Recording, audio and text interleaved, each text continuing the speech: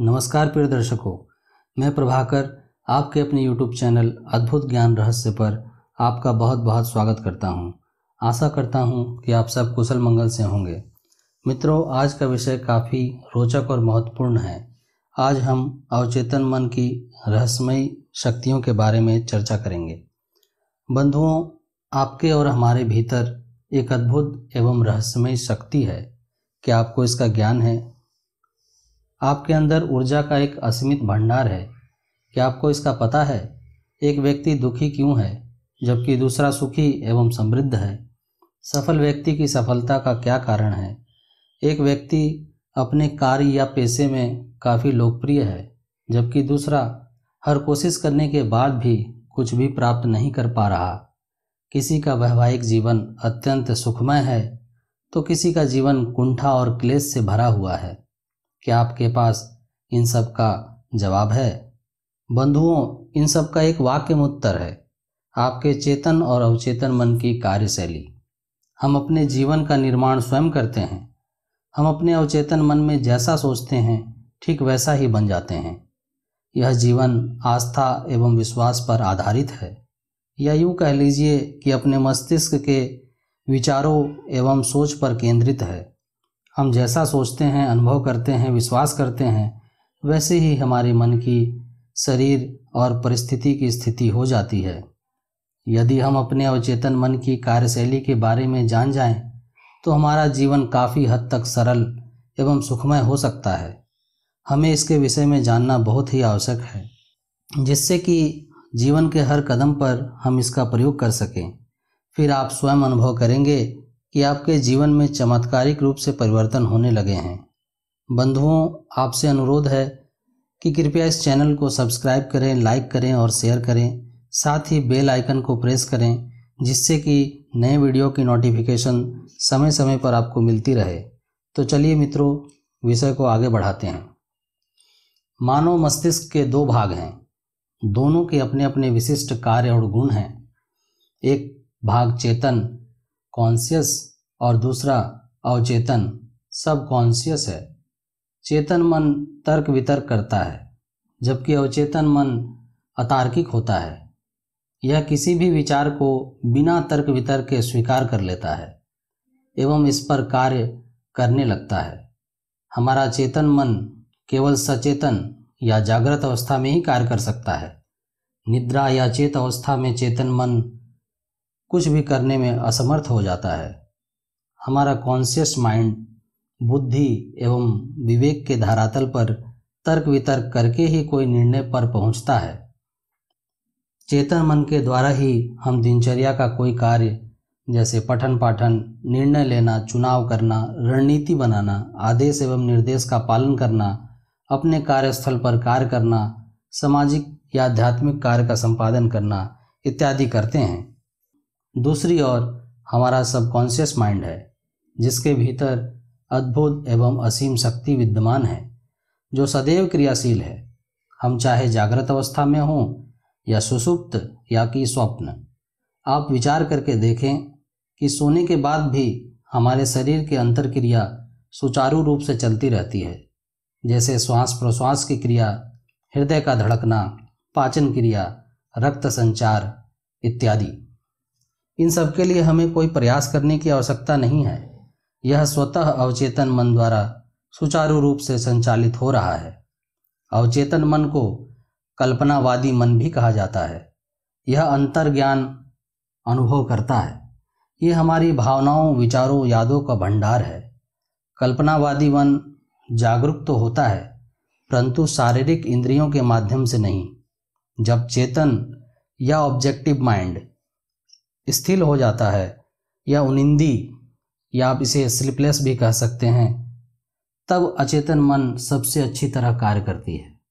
सब कॉन्शियस या कल्पनावादी मन बिना आँखों की, इंद्रियों के बिना देख सकता है। इसके अंदर अतीन्द्रिय क्षमता है। यह कहीं दूर घट रही घटनाओं को देख सुन सकता है।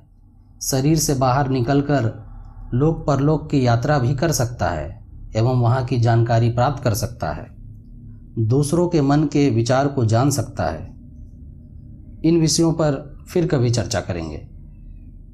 अधिकांश सफल एवं महान व्यक्तियों, वैज्ञानिकों, कलाकारों, लेखकों, आविष्कारकों को चेतन एवं अवचेतन मन की कार्यशैली का ज्ञान है, जिसकी सहायता से वे काफ़ी आसानी से अपने लक्ष्य को प्राप्त कर लेते हैं। असफल, दुखी, गरीबी, कमज़ोर होने का मूल कारण क्या है? बंधुओं, हमें सर्वप्रथम नकारात्मक विचारों को अंतर मन से निकालना होगा। पैदा होने से लेकर अब तक जो भी नकारात्मक विचार हमारे अंदर डाले गए हैं, उसे हमारे अंतर मन ने स्वीकार कर लिया है, क्योंकि अंतर मन तर्क वितर्क तो करता नहीं। न जाने कब किस माध्यम से हमारे अंदर नकारात्मक सुझाव या नेगेटिव थॉट्स डाल दिए गए हैं और हमारे सबकॉन्शियस माइंड ने चुपचाप इसे स्वीकार कर लिया। इन नकारात्मक सुझाव या विचारों को हमारे मन से निकालना होगा।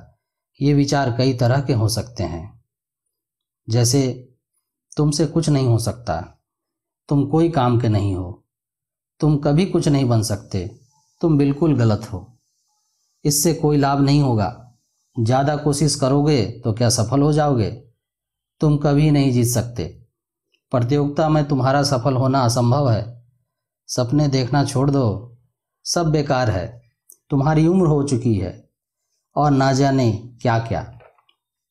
बंधुओं, इन सारे नकारात्मक विचारों से हमें ऊपर उठना होगा और हमें अपने सबकॉन्शियस माइंड में अब वो विचार डालने पड़ेंगे जो हमें दुखी से सुखी, असफल से सफल, गरीबी से समृद्धि की ओर ले जाए।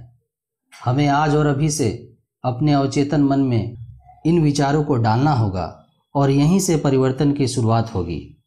ये सकारात्मक विचार, पॉजिटिव थिंकिंग इस प्रकार से हो सकते हैं, जैसे कुछ भी असंभव नहीं है, निरंतर प्रयास करने से सब कुछ प्राप्त किया जा सकता है, मैं यह कर सकता हूँ, मैं अवश्य सफल हो जाऊँगा, मुझ पर दूसरों के नकारात्मक विचारों का कोई प्रभाव नहीं पड़ता, मैं जो चाहे वो कर सकता हूँ। दूसरों को अपने लिए सोचने की अनुमति ना दें, आप स्वयं निर्णय लें क्या उचित है, सब अच्छा होगा। सोने से पूर्व एवं प्रातः उठने के बाद आप जो भी करना चाहते हैं उससे संबंधित विचार एवं निर्देश अपने सबकॉन्शियस माइंड में डालने का प्रयास करें और उस पर विचार भी करें। आपका अवचेतन मन स्वयं इस पर कार्य करना आरंभ कर देगा। आप देखेंगे आपके विचारों में परिवर्तन आना शुरू हो गया है। आप धीरे धीरे इस पर कार्य करना भी प्रारंभ कर देंगे। सारे समाधान अपने आप प्रकट होते जाएंगे। करना बस इतना ही है कि अपने ऊपर विश्वास रखें और प्रतिदिन उसी विचार को आगे बढ़ाते जाएं जब तक कि आप सफल ना हो जाएं या आपका कार्य पूर्ण ना हो जाए। तो बंधुओं, आपका मन एक बगीचा या उपजाऊ मिट्टी के समान है और आप एक माली हैं। आप अपने अवचेतन मन में प्रतिदिन विचारों के बीज बो रहे हैं और जैसा बीज आप बो रहे हैं वही फसल आपको काटनी पड़ रही है। हम कह सकते हैं सभी विचार एक कारण है और परिस्थिति एक परिणाम है। इसी कारण आप अपने विचारों पर नियंत्रण रखें। कोई भी नकारात्मक विचार अपने अंदर पनपने ना दें। यदि ऐसे विचार आए भी तो तुरंत उसे अस्वीकार कर दें। आज से ही सुख, शांति, समृद्धि, सत्कर्म, सद्भावना के विचारों के बीज बोना शुरू कर दें।